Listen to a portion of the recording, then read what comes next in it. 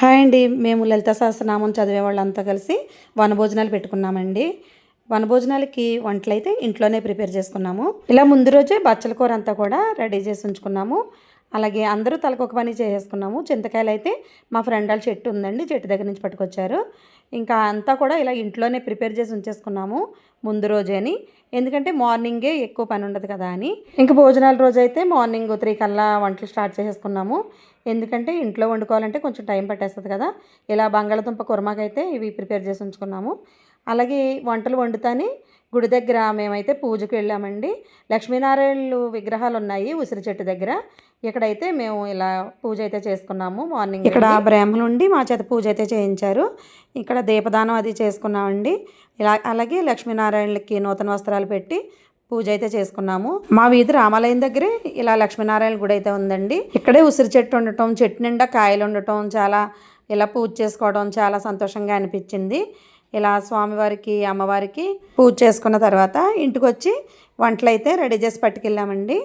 ఇంకా అన్నీ కూడా ఇంట్లోనే ప్రిపేర్ చేసాం కదా. సాంబార్ అయితే ఇలా క్యాన్లో వేసేసుకున్నాము, పట్టుకెళ్ళడానికి వీలుగా ఉంటుంది అని చెప్పి. అలాగే ఈ కర్రీ అయితే దొండకాయ, కొబ్బరికాయ ఇలా మిక్చర్ వేసి ఫ్రై కింద చేశారు, చాలా బాగుంది. ఇంకా పప్పు చింతకాయ కూడా రెడీ చేసాము. అలాగే బంగాళదుంప కుర్మా కూర, ఇది కూడా చాలా బాగుంది. అన్నీ కూడా టేస్ట్ ఇంట్లో వండిని చాలా బాగున్నాయండి. ఇంకా దీంతో పాటుగా కంద బచ్చలి అయితే ఇంపార్టెంట్గా ఉండాలి కదా కార్తీక మాసంలో, అది కంద బచ్చలి. ఇంకా అరటికాయ బజ్జీలు కూడా వేసుకున్నాము కొంచెం స్పైసీగా.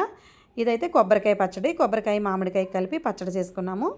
ఇంకా దీంతో పాటుగా ఇంకా స్వీట్ అయితే పరమాన్నం వండుకున్నామండి. పరమాన్నం కూడా టేస్ట్ చాలా బాగా కుదిరింది. ఇవన్నీ కూడా గుడి దగ్గరికి పట్టుకెళ్ళడానికి వీలుగా ఇలా చిన్నట్లోకి ట్రాన్స్ఫర్ చేసేసి చూసారు కదా, బోరు కూడా వేసుకున్నాము. ఇంకా చాలా ఐటమ్స్ అయితే అయినాయండి అనుకోకుండా. పప్పు చింతకాయ అయితే అదుర్సి ఇంకా చాలా బాగుంది టేస్ట్ అయితే. అన్నీ కూడా బాగున్నాయి వంటలు అయితేను.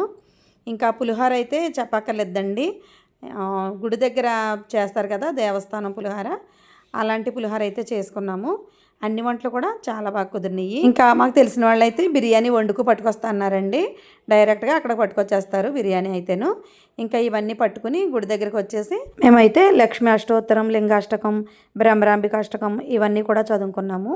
ఇంకా అందరం కలిసి భోజనాలు అయితే చేసేసాము. చక్కగా మా వీధిలోనే ఇలా ఉసిరి చెట్టు ఉండటం, ఇక్కడ లక్ష్మీనారాయణ గుడి ఉండటం చాలా మంచిగా అనిపించింది.